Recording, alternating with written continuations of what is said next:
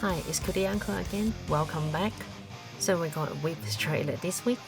As some of you will know, she didn't have a lot of changes compared to KOF 14. So I'm still going to do the analysis for the people who never played KOF 14 or never really used Whip in KOF 14. I'm also going to go through the tiny changes that I found. So to me, the main point for this video is about the gameplay speculation at the end of the video, which I would recommend to check it out. As usual, I'll leave a timestamp underneath so you can skip to the bit that you would like to listen immediately. So yep, let's get into it. This is close C, which is her most hard-hitting close normal, and you will use it mainly as a combo starter when you get a clean opening. As for fast C, it have a slow startup that have a lot of reaches. It does have 2 hits, which makes it easier to hit confirm. It is only slightly minus on block, but the whip recovery is actually pretty bad, so if you're going to use it, do use it with cautions. You can kind of use her crouch D as an anti-air. It does launches on hit that allows her to do follow-up after it hits, but due to its short reach and its slow startup, you will mainly use it as a part of the combo in corner. Her crouch C have amazing range and it does soft knockdown on hit. It is cancelable on hit or block, so it's actually not bad as a poke. But it doesn't hit the opponent when they are right next to whip. Also, you couldn't whip cancel it, and the whip recovery is actually really bad. Makes it really risky against opponent who will just jump on top of her. With the reward are really limited, makes it rather hard to use. But if they make it whip cancelable in 15, I think it will become a really useful tool. While her close D does have 2 hits, but due to the pushback, it will mainly use 4A after the first hit of close D, which will lead to decent meterless combo damage. Her forward A can be input up to 5 times. Different to KOF 14, she can cancel on the first hit in KOF 15, so I assume it will be also cancelable on the other hits too. Makes it potentially a really useful move for block string and combo in KOF 15. Personally, I think her neutral jump C is one of her best keep out moves. While it has a slightly slow startup, but the amazing range makes up for it. So as long as you are not so bad with when you're going to use it, the risk of using it is actually pretty low. Her jump ceiling is actually one of her best tools to start her offense. It has a decent range and a great hitbox that makes it kinda hard to challenge, and once the opponent respect it and start to blocking it, then you are free to use many of her mix-up moves to open opponent's guard. Her C-throw leaves her opponent in a distance that allows Whip to do a safe offense or mix-up after, which is one of a good way to start her offense. The string shot have 3 different versions, and this is the A version, which is an overhead on second hit and it does hard knockdown on hit as well. And this is the C version, which is a low on second hit, and it does hard knockdown on hit as well. It can be super cancel into her OTG super, into advanced cancel, or even climax cancel for massive damage, depends on how many meter you have at the time. Boomerang shot is an invincible startup anti-air, or you can use it as a reversal move. It does hard knockdown on hit, but the distance is quite far away from opponents, so it's hard to get Oki after that.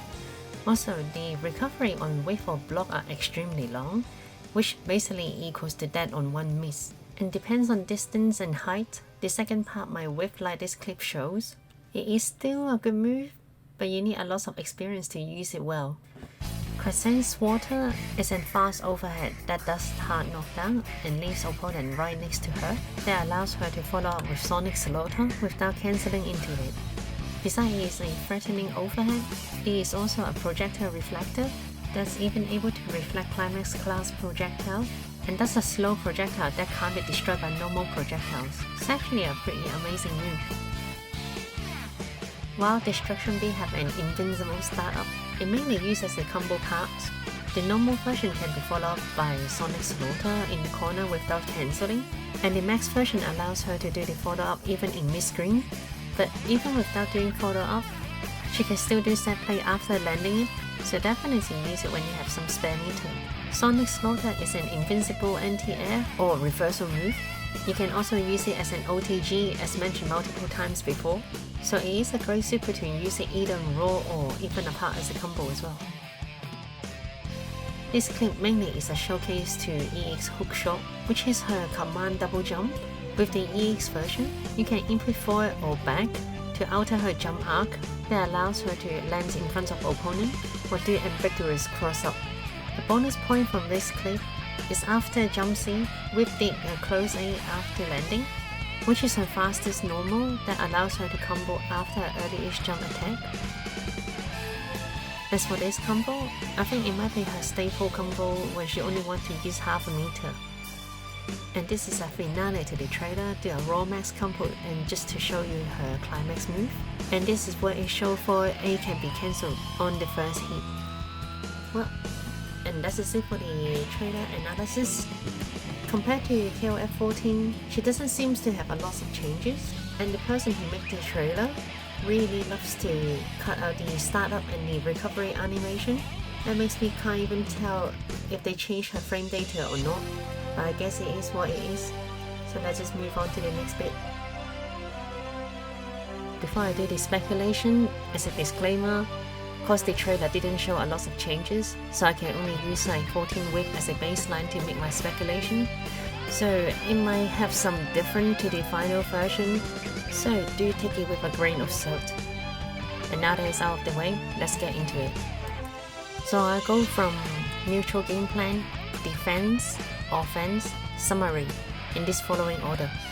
As for Whip neutral game plan, while her ground normals have a decent range, but due to the slow startup and the bad recovery on some of them, she can only rely on a few ground normals to work with and poke with as well, which is like crouching B, far A, far D, and back A as well. There is also far C and crouch C as well.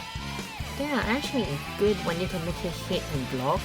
Due to the wave recovery, the risk and reward is actually kind of bad, and that naturally is gonna make you think twice before you actually gonna use it. So unless the SNK is gonna make it wave cancelable, I think it will still be the same case in KOF 15. So because of that, she will have to play a part of her neutral game with her jump normals. And thankfully, her neutral jump C, jump D, jump CD are all quite decent. And also with her command double jump, hook shot, that gives her extra jump height and able to like change the landing timing. It makes it a lot harder to catch her jump games as well. And if SNK decide to keep her EX hookshot invincibility, that will let her have an easier way to get on top of her opponent too. Occasionally, you can throw out half circle back A, B or C to fish for a few extra damage, and if you are lucky that opponent get caught by C strength shot, then you get a chance to dish out a lot of damage. And with the stance cancel, you can potentially bait opponent who wants to roll in and avoid the mix-up, that you can punish them with a big combo. As for her defense game plan, since her normal up close isn't as quick as most of the cards, she's just not gonna fight too well in close. And cause of that, you will want to stay in the mid-range and use her neutral jump C and a few of her grounds normal to poke and keep out. And if opponents try to jump on top of her, she have boomerang shots and sonic slaughter to anti-air or reversal when needed. And the better that her anti-air game is, you will have more chance to use some of her other normals to poke with as well. But if opponent manage to get in, besides gambling on some high-risk reversal move, there is still guard cancel and shatter strike to give you some breathing room. Also, if opponent tries to zone whip out with projectiles, her Crescent's water can turn it into a slow projectile that goes against the zoner. With KOF 15 likely to be more neutral gameplay and less rushdown than KOF 14, so I would assume that her defense is actually gonna be decent in KOF 15. And for her offense game plan, besides dashing in with her long range crouching B with back A to give you some time to hit confirm, you can also use jump CD to get on top of opponent, and once they block it, they can use jump C to cross up, close B or crouching B as a low, Crescent's water for quick overhead, or normal throws, etc. to open opponent's guard to lead to even more mix-up. With the 4-8 buff that you can cancel from the first hit in KOF 15, it makes her block string a lot stronger, as you can use it after light attack to frame trap opponent who wants to fight back, and you can convert into damage without burning a lot of meter as well. And once again, if the opponent starts to respect the block string, you can cancel into a cheeky overhead or something else, etc. etc. Although I did find that quite hard to cover rolls in KOF 14, That makes it kinda hard to keep opponents sit there and take the mix-up. So I hope she have some ways to consistently cover at least one role without taking a lot of risk, so that it can make her toolkit really shine in KOF 15. So in a quick summary, Whip is not a standard character. You will need to spend some time to get used to her. With her jumps being tricky and decent range on her normals, she generally wants to stay in the mid-range to keep out and wait for a chance to go for a surprise attack. And once she's able to lock her opponent down, and she will have many ways to whip her opponent to death. Well, that's about it. Actually, until the silhouette arrived yesterday, or the day before, I actually didn't think that she will make it into the game, at least for the base roster. And if Whip is being announced so early, I'm kind of expecting Maxima is gonna make it into the game, so that SNK can make next girls, which is Kura, Angel, and Sylvie as a DLC content. Cause regardless if they're gonna be in the base game or not, people is gonna pay for them. And I can get to use Angel again. Well, we'll see who is gonna be the next character to get reviewed. Oh, and I will look forward to another 2 weeks time. And if you're still watching, thank you for watching. I'll see you guys soon again.